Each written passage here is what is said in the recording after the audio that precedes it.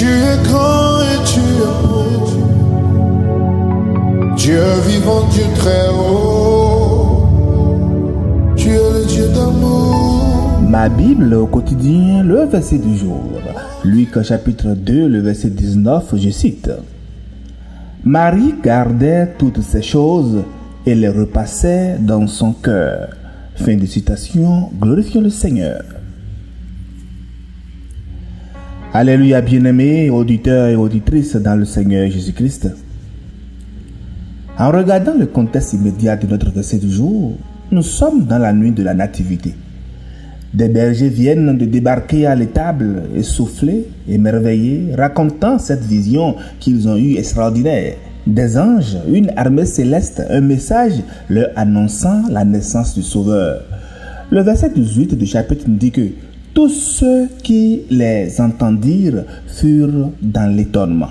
Donc, tout le monde, après avoir entendu le message, s'était agité, s'émerveillait, ont tous commenté. Et au milieu de cela, qu'est-ce que Marie, autre, elle a fait? Marie n'a pas parlé, elle n'a pas commenté du tout. Elle ne court pas pour raconter à d'autres ce qui lui a été annoncé. Le verset nous dit, Marie a gardé, Marie a repassé dans son cœur toutes ces choses. Arrêtons-nous simplement sur ces deux verbes, garder et repasser. Garder ici, c'est conserver ensemble, préserver avec soin. Marie a rassemblé chaque événement, chaque parole, chaque signe, c'est-à-dire l'annonce de l'ange Gabriel, la visite d'Élisabeth, le cantique des anges, le témoignage des bergers, tout ça. Et elle les tient ensemble dans son esprit comme un trésor précieux. Vous voyez bien l'attitude de Marie.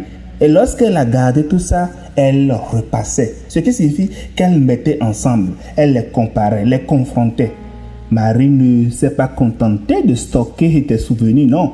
Elle a confronté les événements entre eux. Elle cherchait des liens. Elle fait quoi? Elle médite. C'est à ça que je voulais venir. Elle a médité sur ce que l'ange lui avait dit. Elle a tissé un fil entre la promesse de Dieu et son accomplissement sous ses yeux. Bien-aimés dans le Seigneur, Marie nous enseigne ici quelque chose de très important, une discipline que nous devons avoir et que je pense qu'a été presque perdue à notre époque. La méditation, oui, la méditation de la parole, des œuvres que Dieu a faites. Nous vivons aujourd'hui dans un monde où tout doit être immédiatement partagé, commenté et publié. Vous savez, les réseaux sociaux, même ce que nous vivons à chaque moment, à chaque instant. Dès qu'il nous arrive quelque chose, une bénédiction, une épreuve, une révélation, notre premier réflexe est souvent d'en parler, de poster, de chercher l'avis des autres. Ah, Marie, elle, autre, a fait l'inverse. Elle a reçu, elle a gardé et elle a médité.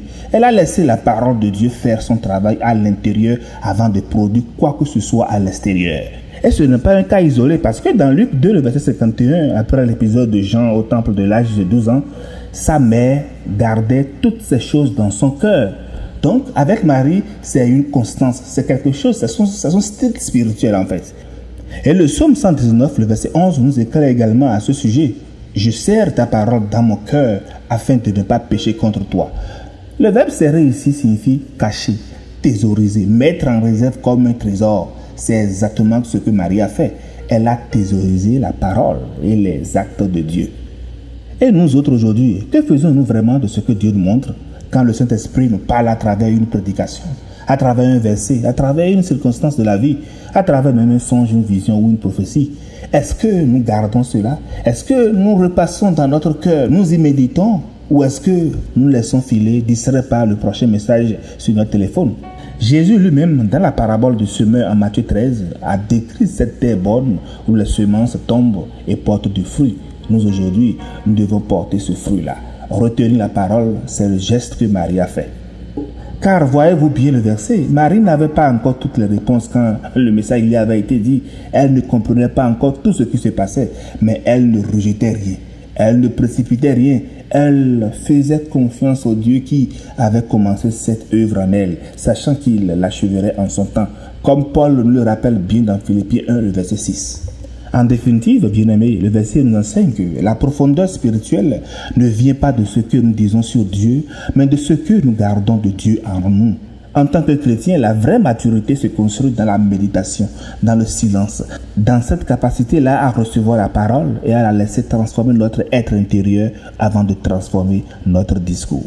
Bonne méditation et agréable journée à toutes et à tous dans la paix de notre Seigneur Jésus-Christ. Alléluia chez vous. Mon Dieu, tu es grand et tu es beau. Dieu vivant, Dieu très haut.